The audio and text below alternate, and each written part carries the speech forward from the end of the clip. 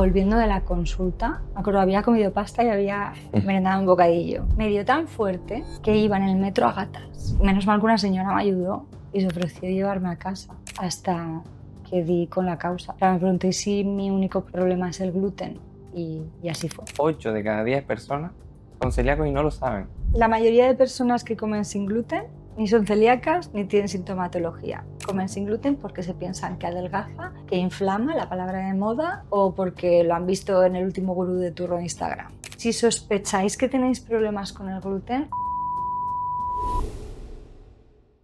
Andrea, un placer, gracias por estar aquí. No solo eres experta en nutrición y en celiaquía por formación, porque has estudiado, sino porque también has vivido las consecuencias, ¿no? Graves consecuencias de esta enfermedad, podemos llamarlo. Hasta tal punto en el que te propusieron la invalidez médica. Antes de llegar ahí, me gustaría ir cronológicamente en el tiempo, ¿no? Y empezar por el principio, ¿no? Valga la redundancia. Me comentabas que en la infancia ya tenías un montón de síntomas asociados. Claro, en ese momento tú no entendías lo que era, pero tenías ya fatiga mental, cansancio y demás. ¿Cómo recuerdas esa etapa de niña? Pues la recuerdo como un poquito diferente. Me notaba como que yo era diferente, era una niña distinta. Me cansaba, no jugaba los juegos que jugaban los demás, no me sentía capaz de hacer el pino, de correr, ¿entiendes? Una infancia en la cual siempre me he sentido el bicho raro y menos que los demás. Vale. Y, por ejemplo, cuando empezabas a tener todo ese tipo de síntomas, ibas al médico, ¿entiendes? Y los médicos, ¿qué te decían? Yo en aquellos momentos no me acuerdo, pero sí que es verdad que mi madre me cuenta que cuando me empezaron a introducir las papillas, después de la lactancia, pues siempre pues, tenía pues, unas diarreas que para que, como la tripa muy hinchada, no quería comer, no ganaba peso y llegaron a decir que era una exagerada, que el problema lo tenía ella, que yo no tenía ningún problema. Sí, sí. Entonces, en aquellos momentos se normalizaba todo este tipo de sintomatología, sobre todo si no era muy acusada. Yo es verdad que en la infancia ya aquellas diarreas desaparecieron cuando pues, me introdujeron el resto de alimentos, pero pues seguía teniendo pues, la tripa muy hinchada, ese cansancio, esa debilidad. Siempre me ponía enferma, siempre me lesionaba, tenía muchos esguinces a la mínima que me ponía a hacer algo, cualquier cosa. Y yo lo veía normal, todo el mundo lo veía normal. Yo veía pues, que era una niña débil y ya está. Ya tienes la etiqueta ya. Sí, sí, sí. Ahora de adulta y siendo nutricionista me he dado cuenta que eran síntomas eso. Que no es que yo fuese así, sino que eran síntomas de la propia enfermedad. A día de hoy, a los niños, por ejemplo, ¿también le pasa igual? ¿Tardan en verse diagnóstico o ya No. avanzado, que ya lo detectan más rápido? En los niños ahora mismo el diagnóstico está súper avanzado y se detecta mucho más rápidamente. Y ya se está empezando a valorar los síntomas extradigestivos de la celiaquía, que es algo que antes ni por asomo se contemplaba. O sea, o tenías diarreas persistentes durante un tiempo prolongado o ni se imaginaban que podía ser celiaquía. Sí. Es que vi que un dato que me impactó y era de la Asociación de Celíacos de Estados Unidos. Según la Asociación de Celíacos de Estados Unidos, 8 de cada 10 personas son celíacos y no lo saben. O sea, el 80% de las personas que son celíacas en Estados Unidos. O sea, El 80% de los celíacos está sin diagnosticar. Alrededor del 80%, porque cada vez sale un estudio distinto, pero sí, bueno, del 75 al 90, Sí, ¿vale? Sí. Y Es alucinante el infradiagnóstico que hay en esta enfermedad. Porque entiendo que la medicina ha avanzado Sí. y te lo detectan rápido cuando tú vas al médico, pero a lo mejor la persona no va porque son síntomas de, me duele la barriga, no sé qué, ¿sabes?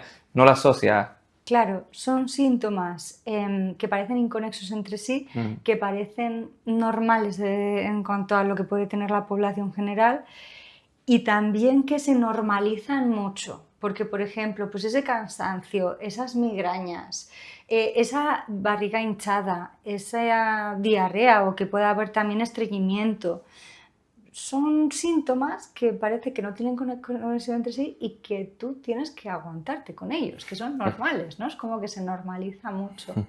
Pero llega un punto en el que pueden ser invalidantes, sobre todo pues cuando ya nos afectan a nivel neuronal. Cuando ya pasas a la adolescencia, que ya tienes uso de razón, memoria y demás, entiendo que sigues con esos síntomas. Me comentabas que tenías migrañas, pérdida de memoria, Sí, caída de sí. pelo, etc. Pero se junta con tu etapa, que estás en desarrollo, que estás estudiando y demás.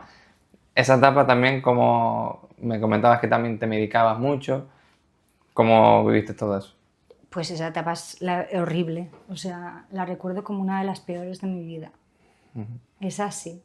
Con 12 años o así empiezan unas migrañas terribles que se van agudizando cada vez que pasan los años y me pautan tanta medicación, tanta que me destroza. Me llegaron a pautar antiepilépticos, claro, probaban de todo a ver qué era Claro. lo que me podía funcionar.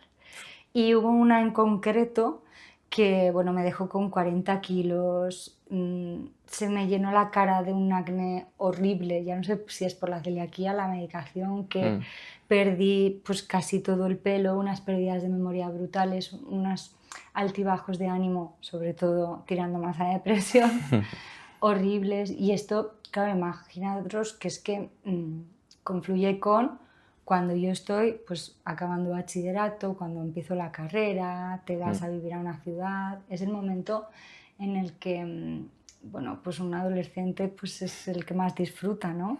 Te estás conociendo, estás en desarrollo ahí. Claro, y imaginaos lo enferma que estaba yo en ese momento, pues lo pasé fatal, muy mal. Ahí, ¿por qué estudiaste la carrera de nutrición? ¿Tuviste una relación ahí? ¿Querías formarte o fue un poco casualidad? ¿Qué va? Yo hasta muy, muy, muy tarde no me imaginé que la alimentación podía tener bueno, esa influencia en las migrañas, porque a mí de los síntomas que tenía, el que más me preocupaba era las migrañas, que era el que más me invalidaba. Y sí que habíamos hecho diarios de alimentación, registros dietéticos y sintomatológicos con neurólogos y habíamos estado mirando, pero claro, los alimentos que más se pueden asociar pues quizás son el queso, el embutido, el chocolate, no sé qué, y no veíamos una pauta o un patrón, ¿no?, que pudiera asociar la alimentación a mis migrañas. Claro, el gluten lo comía todos los días. Claro. Y entonces, pues yo no pensaba que pudiera ser eso. Además, es una época en la que buscar la causa no es importante. O sea, Tú lo que quieres es curarte. no por mi parte, yo era pequeña, o sea, tampoco tienes mucho uso de razón ni pues haces casos a los médicos y a todos los profesionales que intentas que te mejoren esta situación. Pero ahí lo que preocupaba a todo el mundo es buscar el medicamento preventivo que hiciera que yo tuviera menos migrañas al mes. Reducir el impacto de... Claro.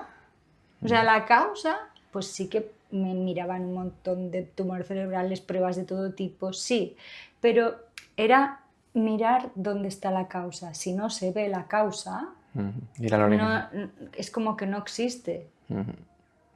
Ir al origen de algo que no se ve, no se contemplaba en aquellos momentos. Tenía que ser físico. Sí, sí. No, y ahora tampoco es que se contemple mucho, Bueno. pero lo hemos hablado aquí varias veces con médicos y demás. Es verdad que es un poco complicado, es lo difícil ir al origen de algo, porque tienes que tocar muchas alternativas, muchas vías. Primero, no se estudia en la carrera, o sea, el sistema nunca se ha hecho, entonces como entiendo las dos partes, entiendo que desde el médico es difícil llegar ahí, si no le pones tus ganas y tu querer mejorar esa parte de tu trabajo, y entiendo que la gente está acostumbrada a voy al médico a que me deje una pastilla para que me alivie el dolor y mañana seguir con mi vida. Claro. Entonces las dos partes nunca van al origen hasta que, por lo que sea, por un caso concreto, la que es la minoría se preocupa, intenta entender, pero es lo raro. Eso. Empezaste a estudiar la carrera de nutrición Y conforme ibas estudiando, ¿viste algún patrón, algo que se pueda relacionar? ¿O se estudiaba el gluten en la carrera? O... ¿Qué va, qué va, qué va, qué va? Nada, nada, nada. Yo por aquellos entonces ni me podía imaginar que era el gluten lo que me estaba matando. Es que no hay otra manera de decirlo. O sea, en la carrera de nutrición no se hablaba del gluten. Yo no recuerdo que se hablase en ningún momento de cómo puede afectar a los síntomas que yo tenía en ese momento. Pues puede ser que se hablase de la celiaquía, de las diarreas, de la tripa hinchada, lo de siempre. Tampoco lo recuerdo mucho. Yo he aprendido mucho sobre nutrición, pero ha sido después.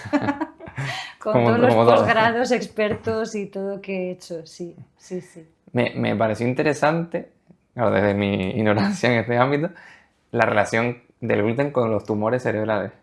O sea, ¿qué relación hay ahí? ¿Por qué te hacían tanto diagnóstico y tanto...? No hay ninguna relación, Ah, o en ese momento no había relación entre el gluten y los tumores, había relación entre las migrañas vale. y los tumores, claro. O sea, yo tenía un dolor de cabeza crónico prácticamente a diario y unos niveles de dolor de hospitalización. O sea, era horrible, era horrible.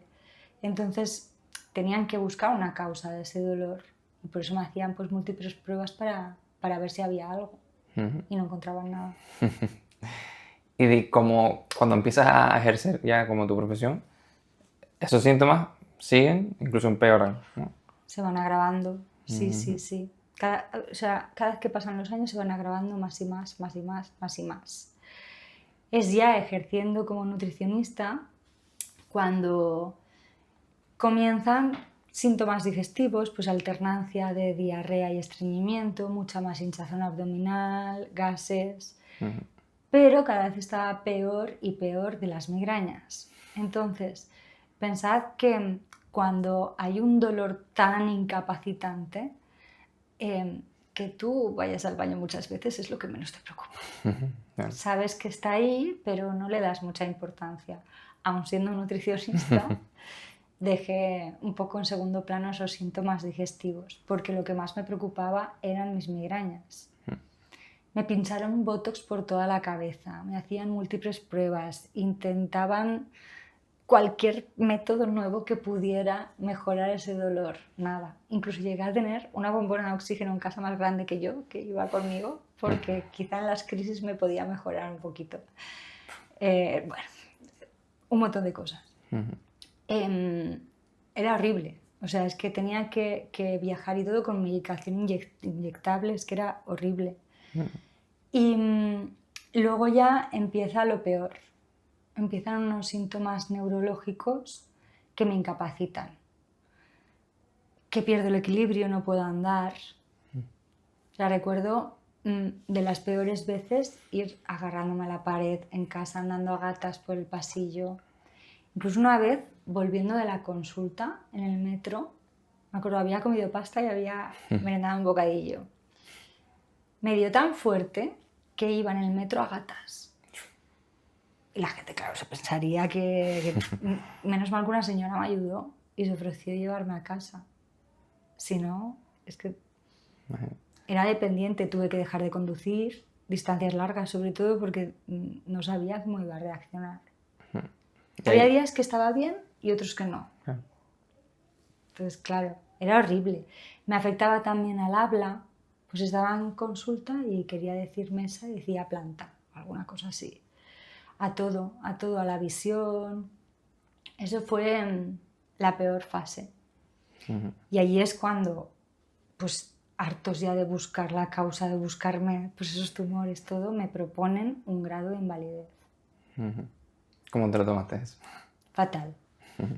A ver, yo ya sabía que algo tenía que haber, una causa común que enlazase todos los síntomas. Me habían llevado al internista, diagnosticada de fatiga crónica, que si colon irritable, que si no sé qué, que si... Era imposible que estuviera tan enferma y que no hubiera nada de conexión entre toda esa sintomatología. Y entonces ahí ya me planteé y dije, no, no puede ser, no lo voy a coger. Entonces estudié mucho, me seguí formando hasta que di con la causa. sea, me pregunté, ¿y si mi único problema es el gluten? Y así fue. ¿Y cómo llegaste ahí a averiguar, ¿sabes?, que el gluten era el gran problema? Probé de todo. Hiciste conejillo de India, ¿no? Es que probé de todo. Pues mira, uno de los puntos de inflexión para todo esto fue que a través del colegio de nutricionistas, creo, nos vino una experta en histamina a darnos una charla. La histamina tiene mucho que ver con las migrañas y dije, ay, lo que me está pasando es eso, tengo una histaminosis. Me hice la prueba y efectivamente tenía histaminosis, bueno, y debía tener todo lo demás, porque había SIBO, había intolerancias a todo, pero bueno, yo me aferré Todo rojo. todo rojo a mi histaminosis. Entonces comencé una dieta muy restrictiva, porque la dieta para la histamina y sobre todo primeras fases y bueno, pues en ese momento yo la quise hacer lo más restrictiva posible porque estaba muy comprometida con encontrar la cura a todos mis problemas. ¿Y qué pasa? Pues que prácticamente lo único que comía era pan, porque no puedes comer de nada. Claro. Y ahí fue el punto de inflexión de cuando empezó el horror de no poder conducir, de ir a gatas, de... Sí, ahí es cuando empezó todo lo peor, se agravaron aquellas diarreas y entonces fue cuando mi cabeza empezó a hacer clic.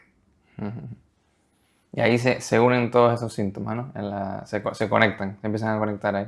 Porque claro, el problema, entre comillas, de la medicina tradicional, por así decirlo, es que somos muchos especialistas. El que te mira el intestino, el que te mira el cerebro, el que te mira... Pero nadie conecta todo eso. Claro, ese es el problema que tenía yo, que nadie estaba viendo mis síntomas de forma integral. Exactamente era el problema que tenía. Iba al neurólogo y me miraba únicamente el tema de las migrañas. Es que estoy cansada. Pues ves también al internista, no sé dónde me mandaba. Ay, pues tienes fatiga crónica. Fatiga crónica, tenía 20 y pico años, ¿eh? Ojo. Ojo. Iba, pues eso, al digestivo, pues tienes colon irritable. Así. Sí, cada uno al final... Y así 30 años y cada vez me encontraba peor. Cuando te das cuenta de que es el gluten, o sea, primero, ¿estás 100% segura que ese diagnóstico, el del gluten, es el correcto? Porque claro, pueden haber más cosas en... No estaba segura porque, claro, no estás segura con Claro, nada nunca. en ese momento. Además, lo has probado todo. Entonces, yo estaba trabajando en una clínica en Bilbao y hablé con el digestivo y le dije, oye, ¿y no puede ser que sea el gluten el causante de todos mis problemas digestivos, mis migrañas, mi cansancio? No. Y entonces dije, hice una cosa que está muy mal hecha, que por favor nadie que nos esté escuchando la tiene que hacer, que fue probar a reducir el gluten por mi cuenta. El error garrafal que cometen todos los pacientes que están desesperados y no encuentran la causa a toda su sintomatología. No dejéis nunca el gluten por vuestra cuenta, no lo hagáis. ¿Qué te pasó ahí? Que las pruebas te salen negativas. Entonces aún se alarga más el diagnóstico, no te toman en serio, obviamente. Y bueno, pues oculta el problema grave que puede haber detrás, que en este caso era la celiaquía. Entonces, probé a reducirlo por mi cuenta y mano de santo. Bueno, es que mejoré a los días. Estaba mucho mejor. Por ejemplo, una persona que puede que le esté afectando esto ¿no?, del gluten, o se lo diagnostica, o se lo diagnostican a su hijo, o lo que sea, ¿qué alimento se debe empezar a quitar? Porque quizás hay mucha gente que todavía no sabe o asocia el gluten a cierto alimento, pero no entiende que hay muchos más que lo tienen. Entonces, Vale, lo primero de todo, no hagáis como yo, no os quitéis el gluten por vuestra cuenta. Primero hay que descartar celiaquía o otras enfermedades relacionadas con el trigo. Y luego ya cuando tengamos el diagnóstico, y ahora procedemos a explicar que yo al final eso, os tengo que decir también eso, que me retrasé mucho en mi propio diagnóstico porque me hice los anticuerpos, sabía que iban a dar negativos porque había reducido el gluten, tardé mucho en conseguir que me hicieran la biopsia porque los anticuerpos me habían dado negativos. Bueno, o sea, fue un follón grave el haber retirado el gluten por mi cuenta. Tuve que volver a reexponerme al gluten, para lo cual durante un mes o más tuve que coger hasta casi vacaciones. Porque claro, sabía que me iba a encontrar fatal. Claro. O sea, no lo hagáis, que no lo haga nadie. Vale, entonces una vez tenéis el diagnóstico de celiaquía, ¿cómo hacemos? Pues bueno, lo primero de todo, mucho ánimo. Hay una parte emocional de la celiaquía que nadie os va a contar y es muy duro. Hay que entender que vamos a pasar por una fase de duelo, una fase de negación. Hay mucha gente que está en la fase de negación, fase de frustración, de anhelo, de miedo, de ansiedad. Hay fases muy duras que hay que pasar y esto hay que entenderlo. Entonces, pues que sean pacientes consigo mismos, que se traten muy bien, porque va a ser una etapa muy dura y si cometen algún error de los que os voy a decir a continuación, no pasa nada. Vamos a intentar hacerlo todo lo mejor posible, pero hasta los nutricionistas hemos cometido errores con la dieta sin gluten porque es muy difícil de llevar. Entonces, hay que entender que no basta solo con retirar pues la pasta, el pan o los alimentos que obviamente llevan gluten de por sí, pues una pizza, un kebab, etc. No es así, no basta solo con eso. No.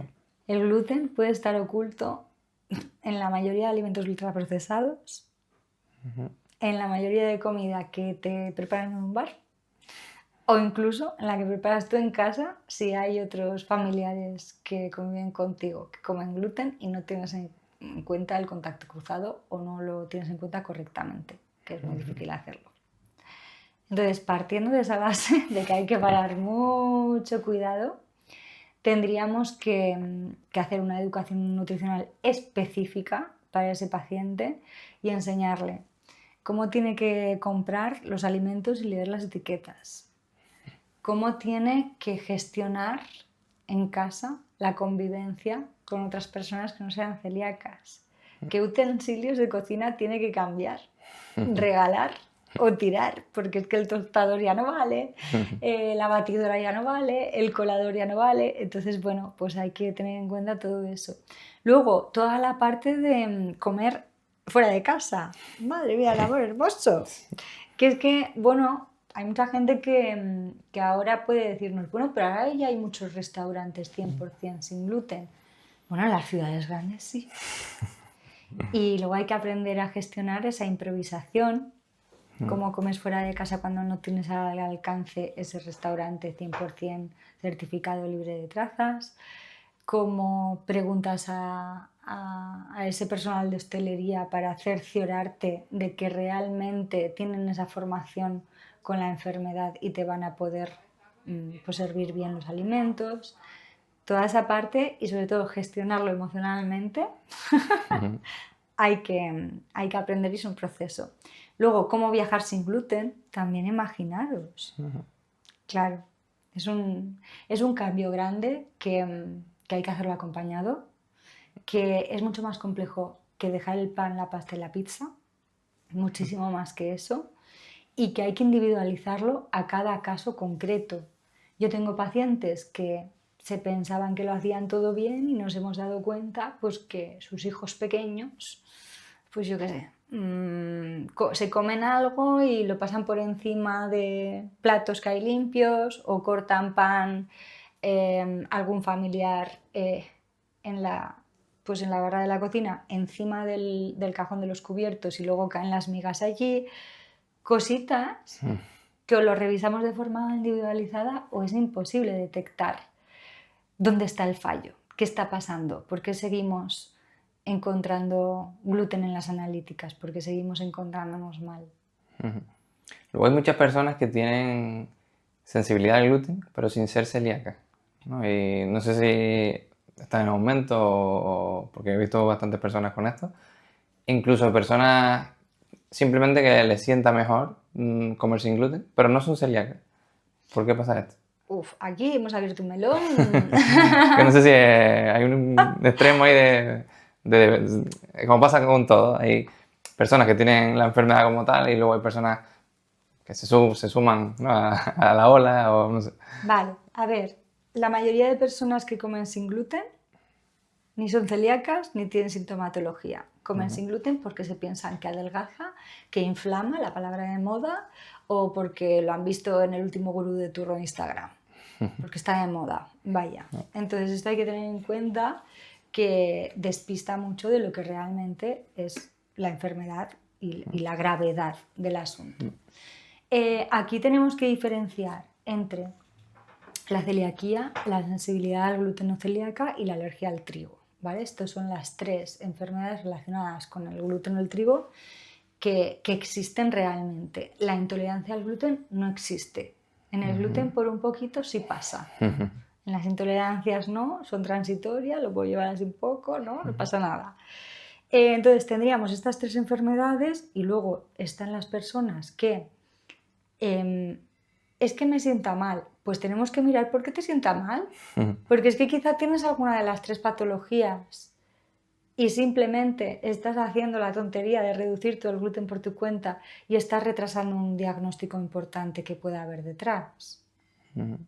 Entonces, es que me hincha, es que me inflama, es que a mí me sienta mejor. Hay gente que se pide cerveza sin gluten porque dice que le sienta mejor. Si sospecháis que tenéis problemas con el gluten, no hagáis experimentos por vuestra cuenta. Hay que cribar y descartar que haya una patología grave detrás. Sí, que hay mucha gente en la moda, ¿no? Igual que pasa en otras... Pues, hay veces que en la moda después de la gente vegana o lo que sea, que hay mucha gente que dentro de lo hacen ya sea porque no le sienta bien X alimento o, pues, no sé, porque ven que o está de moda o prueban una pizza sin gluten y le sienta mejor o... Entonces no... Sí, o se piensan que les sienta mejor, porque es que, ojo, yo las amigas que tengo, te lo juro, dicen, Placebo. ay, qué bien, vamos a pedirnos la pizza sin gluten porque así me hincha menos. Yo pienso que no, que eso no va por ahí. O incluso gente que piensa que es más sano. Sí. Como estoy comiendo sano porque estoy comiendo sin gluten. Exacto, eso es lo que te comentaba antes. Y aquí está el grave peligro. Uno, que se haya puesto de moda porque realmente están los celíacos, pues nos obstaculizan muchísimo que se tome en serio la enfermedad y que realmente nosotros tenemos un problema si nos caen trazas, si hay contaminación cruzada o si no se nos toma en serio. Y luego, porque hay mucha gente que con esta moda, esta tontería, eso, se quita o reduce el gluten y luego está entorpeciendo el diagnóstico de algo importante que pueda haber detrás, que no tiene por qué ser celiaquía, pero puede ser un SIBO, una intolerancia o cualquier otra cosa que pueda haber detrás de ese me sienta mal.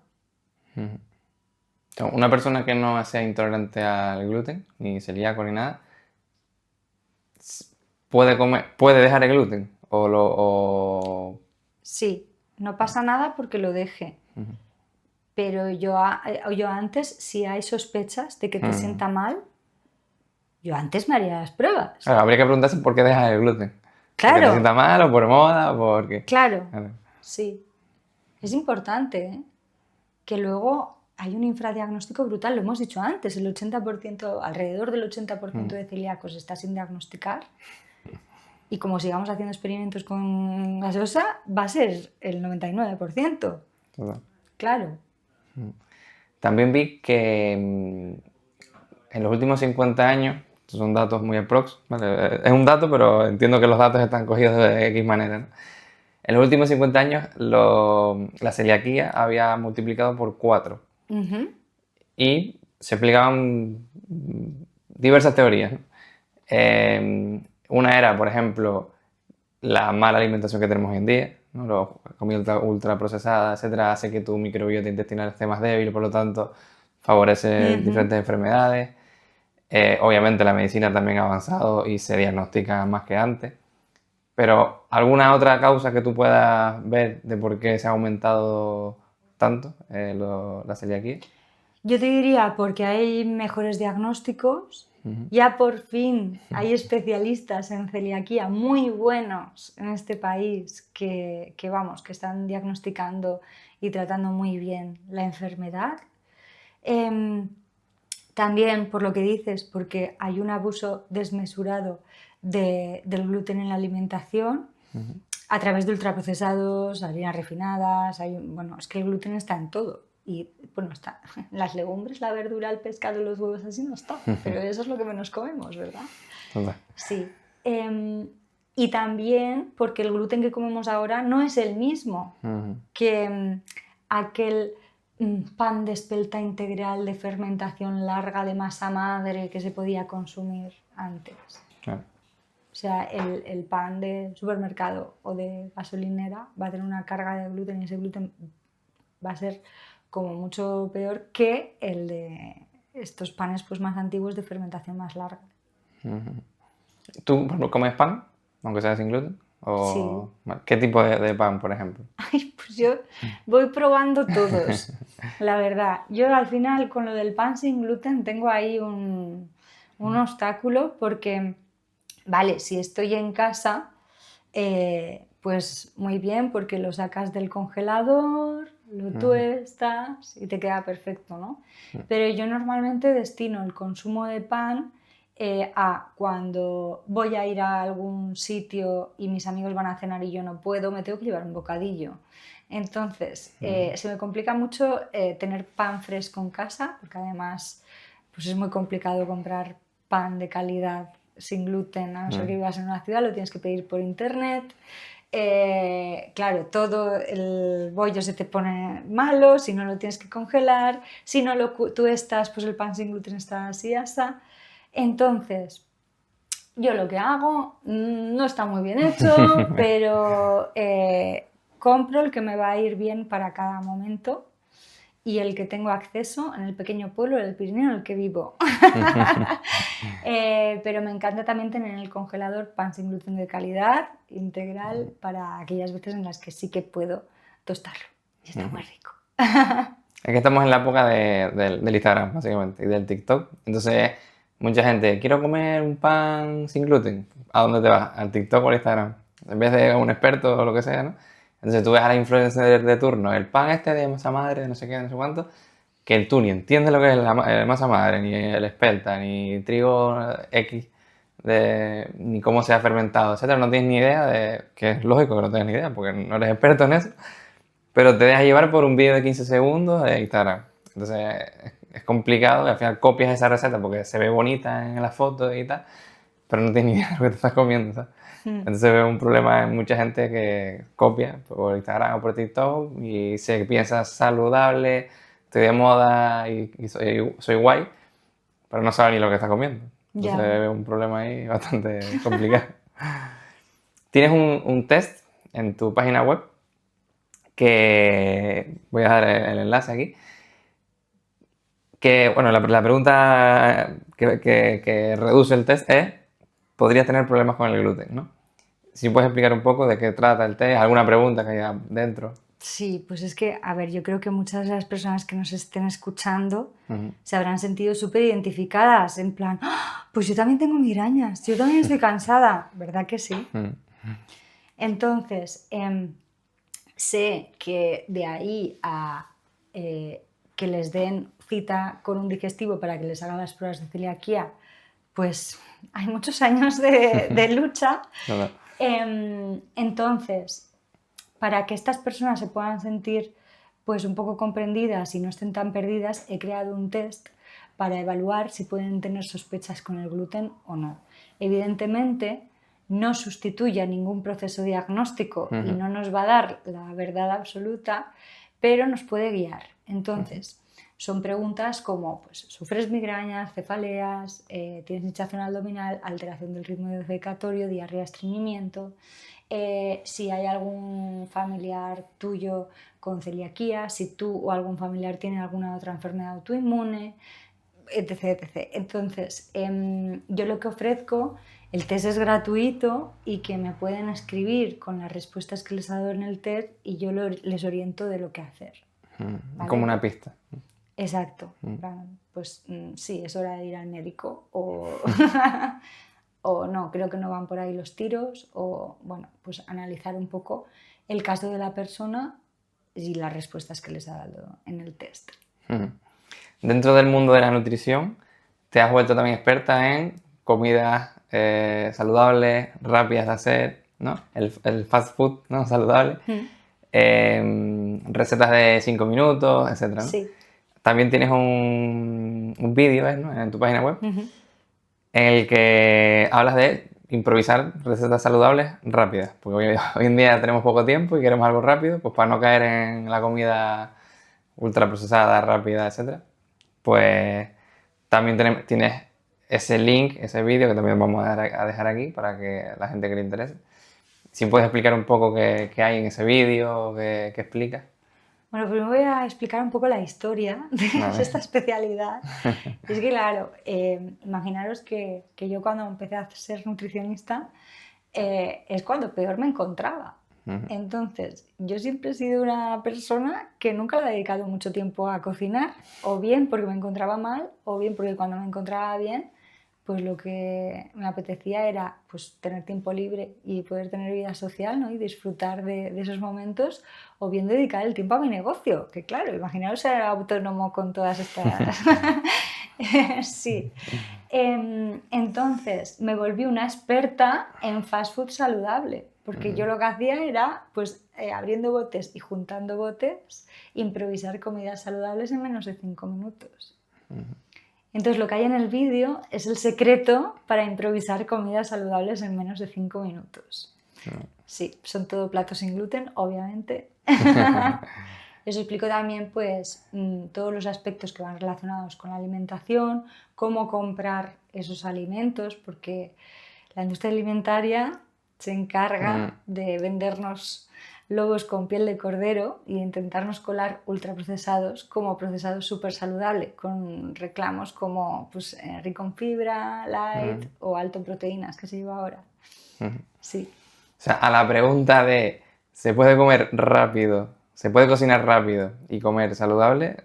Sí. Sí, porque por supuesto que sí. Mucha gente que pone esa excusa, ¿no? Como es que no tengo tiempo, pues tengo que recurrir a... Para nada. Y no solo con alimentos envasados. Se puede hacer una comida súper rápida con materia prima sin procesar, sin envasar, pero rápida. Pues apañarte un pepino, un tomate, hacerte algo a la plancha, poner una patata en el microondas, que se hace súper rápido. Es que hay maneras de poder cocinar rápido, saludable y súper sabroso que aún no interesa que sepamos, porque lo que interesa es que pensemos que comer sano lleva mucho tiempo y es muy aburrido, ¿verdad? Así nos venden los ultraprocesados. Por ejemplo, la air fryer, ¿la recomiendas? Sí, yo tengo una, a mí me gusta mucho. Vale. Sí. Sobre todo para vagas como yo, que queremos cocinar rápido y luego no limpiar, fenomenal. Y además, pues ese tipo de cocción es más saludable que una fritura. Te leí también que decías que esa combinación pechuga era, ¿no? Lechuga-pechuga. La combinación lechuga-pechuga es un error. ¿Por qué lo explicas así? Porque, a ver, muy rápido sí que es, ¿no? Podemos pensar, Andrea, pues esto es súper rápido ya, pero te aburres. Vale. Y cuando te aburres de comer lechuga-pechuga o verdura-pescado, lo que te apetece no es un bowl de quinoa y cali, no sé qué, algo. Lo que te apetece es un bocadillo de chorizo. Claro. Entonces, si queremos que la alimentación saludable sea sostenible, tiene que ser sabrosa. Tenemos que disfrutar con ella. Disfrutar incluso más que comiendo ultraprocesados. Y para eso, pues simplemente hay que conocer los truquitos y aprender a combinar los alimentos, las especias, los sabores y darle ese toque que te hace falta para poder disfrutar de esa comida. Es que nadie nos ha enseñado básicamente a cómo comer, cómo cocinar, qué cocinar. Al final lo sabes por tu entorno, por cómo incluso tu entorno de hace X años cocinaba mejor que tú. O los alimentos que comía eran mejores que los que comes tú hoy en día. Claro. Porque era de la fruta, la verdura de aquí al lado, de la finca o lo que sea, y hoy no tienes eso. Claro. Y además es que somos la generación del envasado, del ultraprocesado, de que nos traigan fruta de a tomar por saco, ¿no? Lo que dices es que no tiene sentido, es como el mundo al revés. En cuanto a la alimentación, hemos llegado ya a unos extremos que es el mundo al revés totalmente. Hay mucha gente que no come nada de vegetales.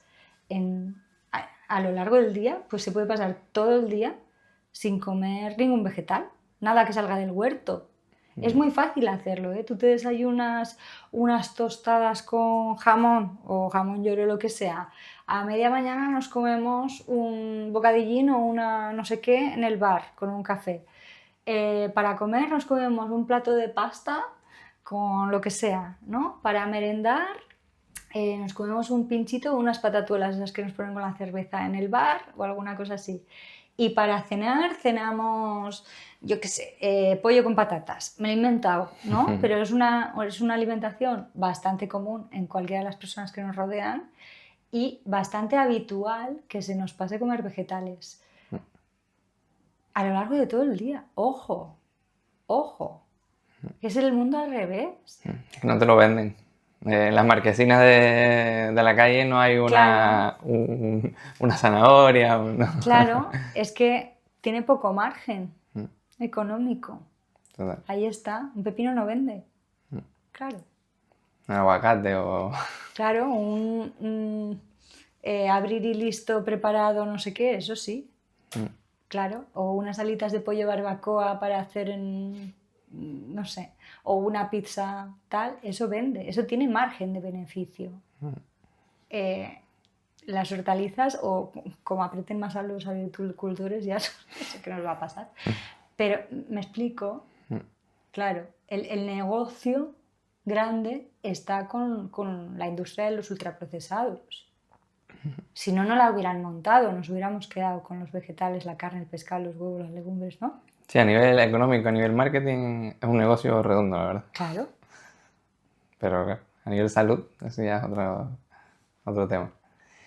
¿Tú eres defensora de las dietas? ¿O más bien de tener unos hábitos de vida saludables, una alimentación saludable como tal, en general, pero no entrar en dietas en concreto? ¿O sí? Yo soy súper antidieta. Súper. Ya vi que no era la solución. Es que es una pérdida de tiempo, de dinero, de salud y de energía y propósito y estado de ánimo para el paciente también. Porque cuando ven que se han deslomado con dietas restrictivas, que lo han pasado fatal para perder los kilos que querían y a la mínima de cambio vuelven de vacaciones y han recuperado todo lo perdido y encima se sienten como que han fracasado ellos. Porque el discurso de toda la industria de las dietas es eso, que si no pierdes peso es porque no quieres y que has fracasado tú. ¿Por qué no ponemos en duda ese método? O sea, todo lo que tenga nombre y apellido o tenga la dieta de y algo, huir de ahí porque esto va a ser marketing y va a ser para ganar dinero más que para preocuparse por tu salud. Todo lo que haya restricciones alimentarias, todo lo que haya algún grupo alimentario que te lo quite, por ejemplo, dietas que quitan hidratos de carbono, huye de ahí. Todo lo que se base en tomarte sustitutos de alimentos, pastillas, todo eso, huye también de ahí. La alimentación no es tan difícil, de verdad. O sea, es que no veáis la de pacientes que me llegan, bueno, pinchándose de medicación, que ahora está de moda, ¿no? Que vienen revoltados de hacer miles de dietas y súper frustrados porque se piensan que el problema son ellos. Y simplemente, si poniendo las bases de la alimentación saludable, que es muy fácil, de verdad, que no es tan complicado, preocupándote también por lo que siente ese paciente y porque entienda que es el dueño o la dueña de su alimentación, que nadie le puede decir lo que tiene que comer, sino que tiene que entender que comer sano es autocuidado. Hay que cambiar de prisma. Sí, mucha gente lo ve hasta como un castigo. Exacto. Hay que cambiar el enfoque. Y cuando cambias el enfoque, cuando cambias de dentro hacia afuera, ahí es donde se produce el cambio para siempre. Sí, a mí, tanto en este tema de la alimentación como en otros, el ejercicio, otros temas que toco aquí, el ejercicio, la economía, las relaciones, etc., siempre la base, el clic, ese cambio es el consciente, de lo que, o sea, cuando tú te haces consciente de ese cambio. Porque, bueno, le ha pasado a un montón de gente, en el caso de la alimentación, que quieren bajar de peso o lo que sea. Y claro, la dieta la tienen, la estrategia, la rutina de entrenamiento, el plan nutricional, lo tienes. Pero muchas veces no lo hacemos o empezamos y caemos. Hasta que después de tantos intentos te llega ese clic, llámalo cambio de conciencia, lo que sea, y de repente lo cumple y lo haces bien. Entonces, por mucho que tú tengas el plan nutricional perfecto, la rutina de entrenamiento con el mejor entrenador del mundo, si no hay ese clic, eso te va a durar lo que te dure. Exacto, no sirve para nada. El problema es que la mayoría de la población se piensa que ese clic consiste en la fuerza de voluntad, ¿no? Y están sentados. Ay, ojalá venga la fuerza de voluntad, que mi prima Puri la tiene y yo no entiendo por qué, ¿no? O a veces me viene, a veces no entiendo esta cabeza mía. Ojalá ahora me venga, porque vengo con una época, que luego tengo vacaciones, que luego tal, ¿no? Ojalá pueda tener fuerza de voluntad. Esto no va de fuerza de voluntad, va de autoconocerte, de entender que no hay dos mundos, el de hacer dieta y el de comer libre todos los ultraprocesados que se me ocurran. Que tenemos permiso incondicional para comer, pero hay que escoger lo que comemos desde otro lugar, desde ese autocuidado, desde ese qué es lo que me va a hacer sentir a mí bien hoy, qué es lo que me va a hacer estar menos cansada, estar más deshinchada, ir mejor al baño, tener más energía, que duerma mejor, estar más nutrida. Es por ahí por donde tenemos que escoger lo que comemos, porque lo que comemos además no solo afecta a nuestro peso o a nuestra salud a largo plazo, que son cosas como que o no son muy importantes realmente o no son urgentes. Afecta también a nuestro estado de ánimo actual, a nuestro nivel de energía, a nuestro nivel de cansancio, de estado de ánimo, de vitalidad, de cómo respondemos a otros estímulos que pueden ser pues, el ejercicio. Todo depende de la alimentación. Nuestro estado de la piel, claro, es que no tiene ningún sentido ponernos a comprar un montón de cremas si no comemos verdura y fruta. Claro, es que no tiene sentido lo que hacemos. Es lo que tú decías, es muy fácil. O sea, lo fácil, o sea, es básico. Para estar saludable, entre comillas, obviamente, obviando las excepciones y las cosas que son excepciones, son cosas raras en la media. Pero en general yo creo que todo el mundo sabe lo que o sea, nos hacemos los tontos, ¿no? Queremos la receta de cómo comer sano en 5 minutos. Sí. Y tú sabes lo que es sano y lo que no es sano. Y si hubiera una pastilla. Por eso, yo sobre todo en la primera consulta de cambio de hábitos, casi no hablo de alimentación.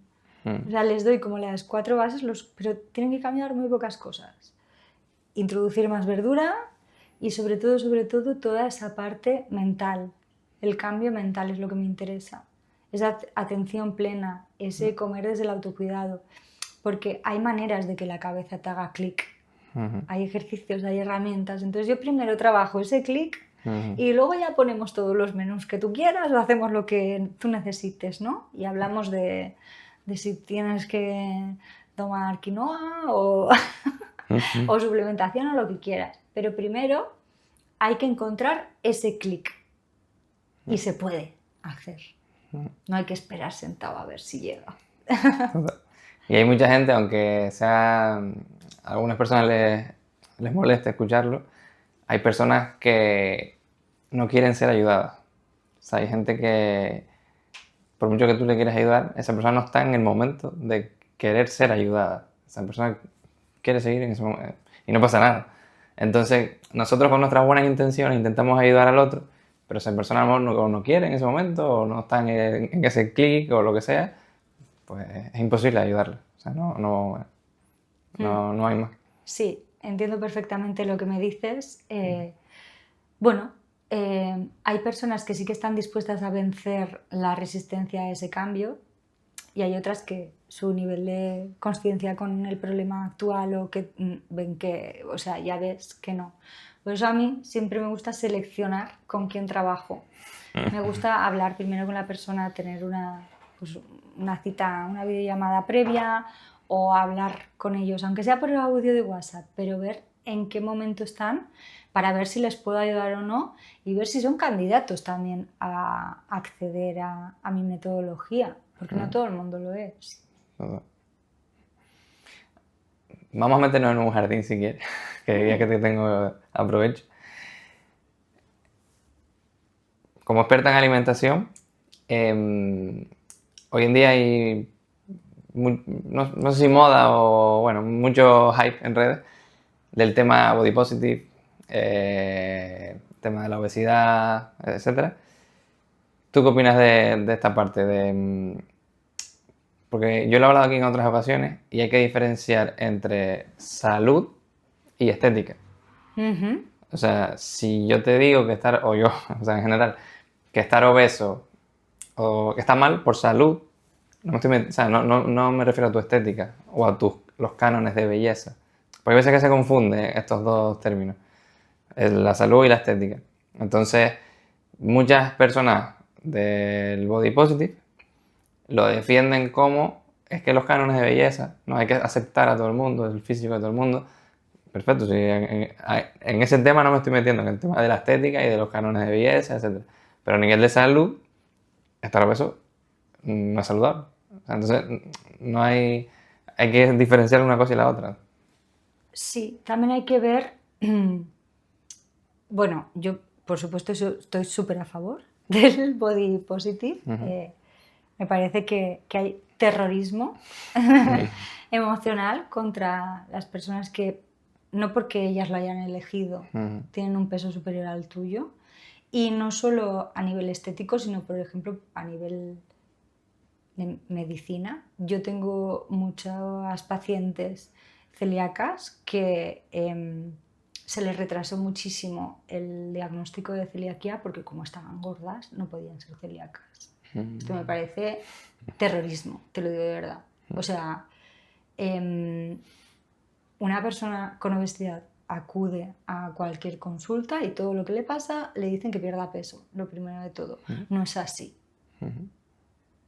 No todos los problemas son la obesidad. Puede que sea obesa, sí, claro, pero también te puedo tener otros problemas. Entonces, estoy muy de acuerdo con que veamos que no hay que entender a estas personas únicamente por su peso, que es lo que toda la vida se ha hecho, y que veamos y que dejemos de estigmatizar la obesidad por todos los frentes que podamos. Es que es todo, todos los transportes, todo.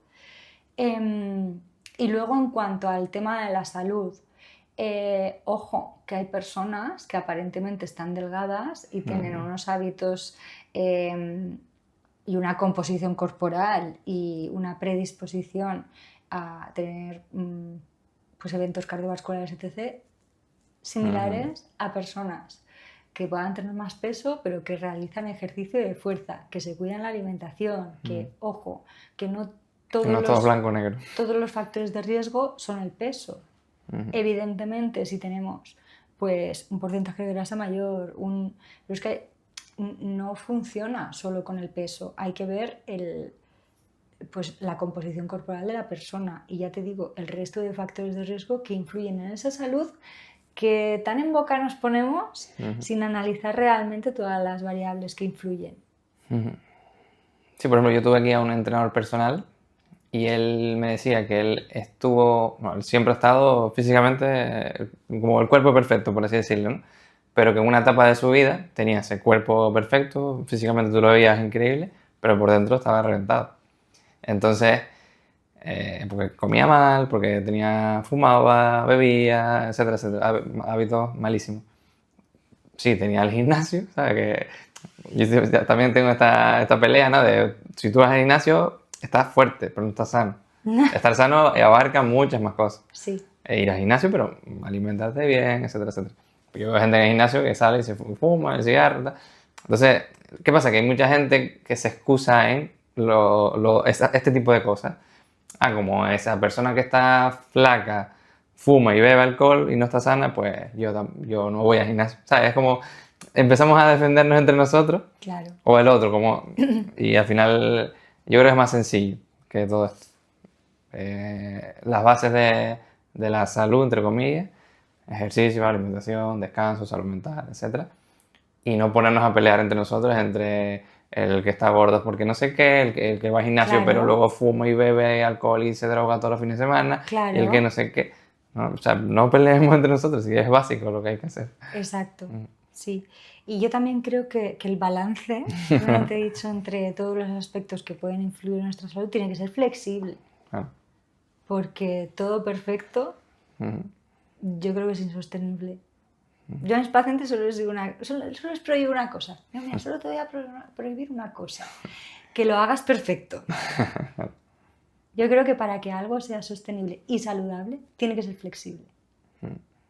Hasta la persona más perfeccionista en la dieta tiene un día o un día a la semana o lo que sea de comerse un helado o comerse algo Es que tiene que estar. La comida no es solo nutrición. No comemos solo para nutrirnos. La comida es placer.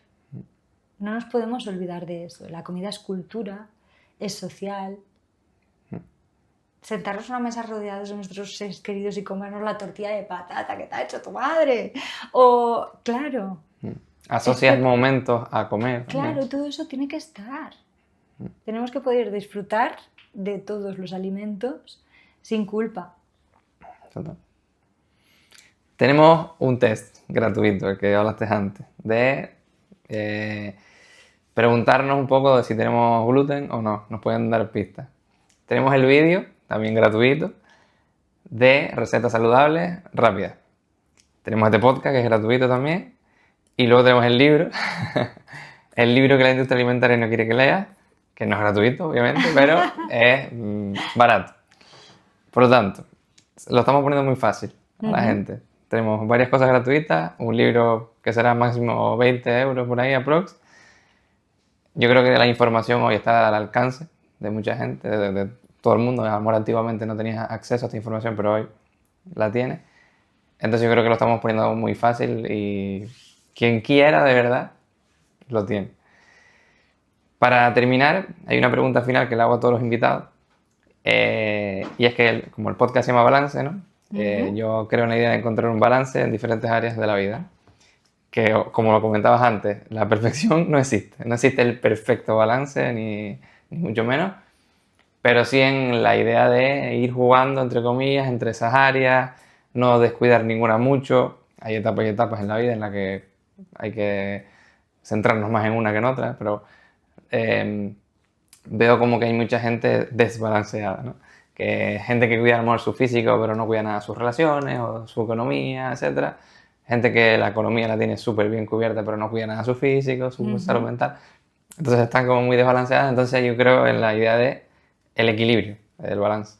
No, obviamente eso no es un equilibrio perfecto, ni nunca vas a encontrar la plenitud y te echas a acostar hasta que te mueras, pero es un juego para ir ahí viviendo. Entonces estas áreas son el área física, mental, espiritual, social y económica. 5. Vale. Es verdad que dentro de cada área hay subáreas por ahí para abajo. Sí. Pero básicamente la pregunta es que el invitado se puntúe cómo están cada una de estas áreas en este momento. En este momento. Sí. Vale. El área física, empezamos por ahí. Vale, pues bueno, acabo de llegar con muletas. Que llevo alrededor de 3 meses sin poder andar por una caída de esquí que me hizo daño en la rodilla. Entonces, varias de estas áreas van a estar muy alteradas.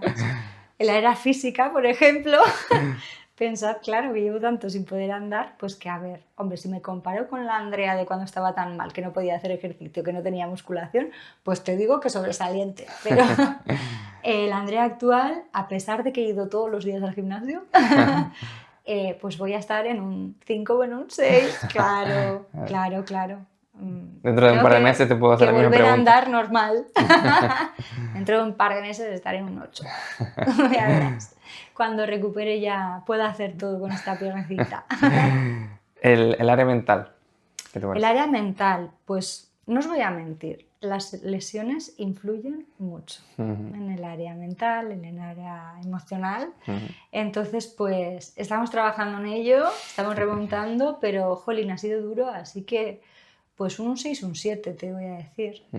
En A 2 veces, meses también estaré en un sobresaliente. a veces en las lesiones Sí. afecta más el mental que el físico. El físico al Sí, final, bueno, es claro. un dolor que obviamente es Claro. importante, pero el diálogo ese que no puedes hacer tal cosa, que te sientes impotente. Es que no puedes hacer nada. Yo me pego mucho tiempo sin poderme llevar un vaso de agua de la cocina al ordenador. Ojo.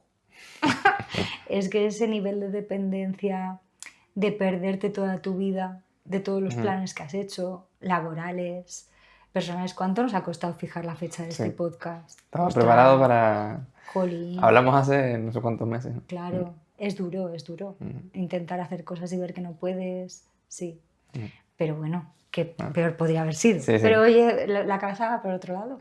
Sí. No nos vamos a quejar tampoco. No, no, no, no. El área espiritual.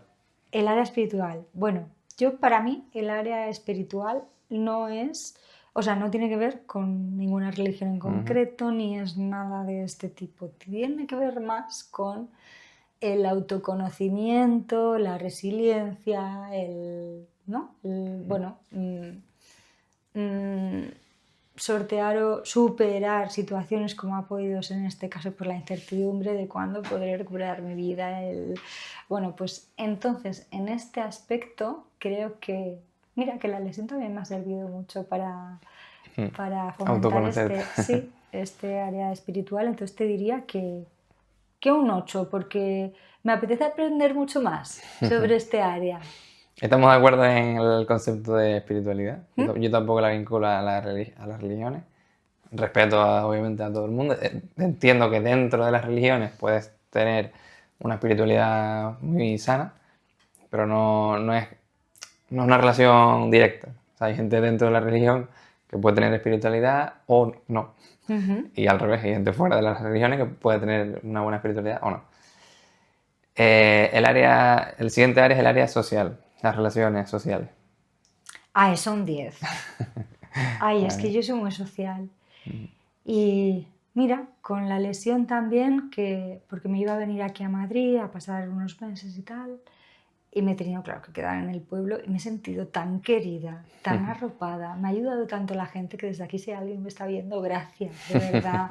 ¿Qué pueblo es? Si se puede saber. Benasque, estoy viviendo en Benasque, que está en Huesca, que es Pirineo Aragonés, y es precioso. Vale. Sí.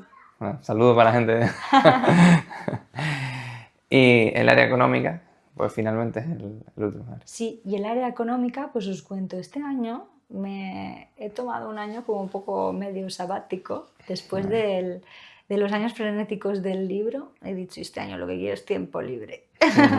Entonces, no me puedo quejar porque tengo mi casa, tengo mi coche, o sea, vamos a ver, es que yo todo el invierno, no, esto sería como una desfachatez quejarse con...